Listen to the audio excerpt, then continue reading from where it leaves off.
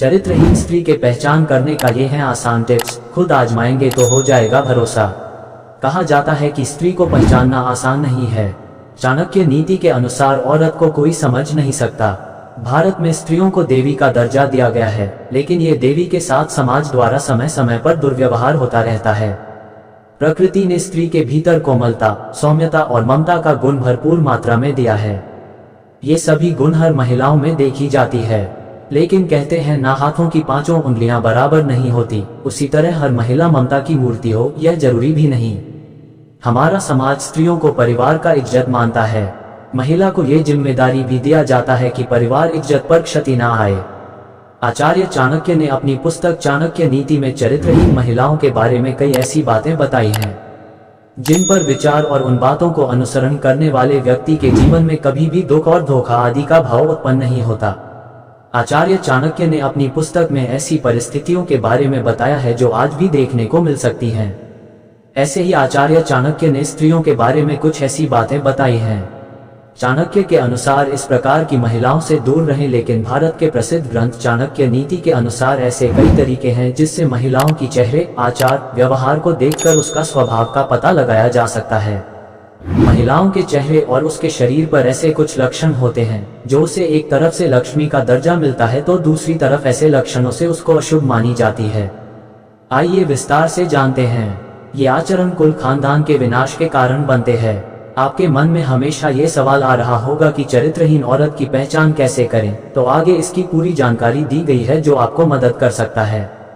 चरित्रहीन औरत की पहचान कुछ महिला ऐसी भी होती है जिनके आचरण कुल खानदान के विनाश के कारण बनते हैं। वहीं स्त्रियों को सामाजिक भाषा में अशुभ या कुलक्षणी कहा जाता है। ऐसी महिलाओं की पहचान करना तब तक संभव नहीं है जब तक उन्हें अच्छी तरह से जान ना लिया जाए। महिलाएं अपने परिवार की इज्जत को बचाने का काम करती है, अपनी नैतिक और सामाजिक आचरण को पवित्र रखती है। चाणक्य ने बताया है कि स्त्री जाति एक बहुत ही पूजनीय जाति होती है।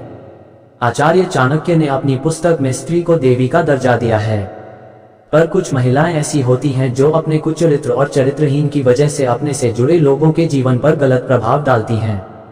ऐसी महिलाओं को केवल एक पुरुष से प्यार करना नहीं आता।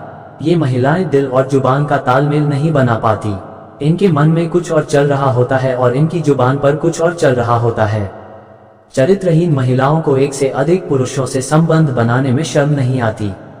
ऐसी महिलाओं के बहुत सारे पुरुष मित्र होते हैं और ये शातिर तरीके से सभी को अपने प्रेम जाल में फंसा कर रखती हैं।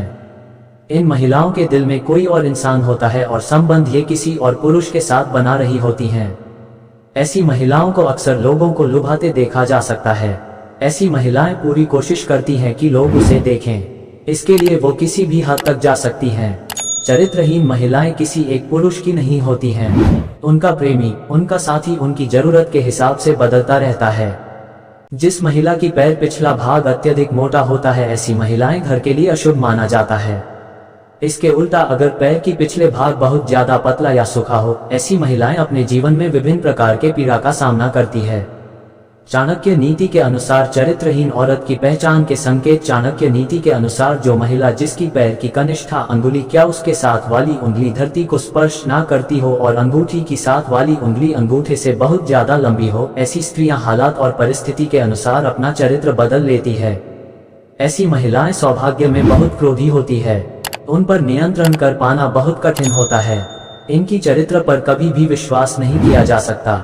ललाट या माथा अधिक लंबा होता है, ऐसी महिलाओं अपनी देवर के लिए अशुभ होती है। जिन महिलाओं की पेट लंबा होता है अपने ससुर के लिए और जिनका कमर के नीचे का हिस्सा भारी होता है अपने पति के लिए अशुभ मानी जाती है। महिला के पेट अगर घड़ी की तरह होता है तो वह महिला पूरे जीवन में ताउम्र गरीबी और दरिद्रता से गुजरती है।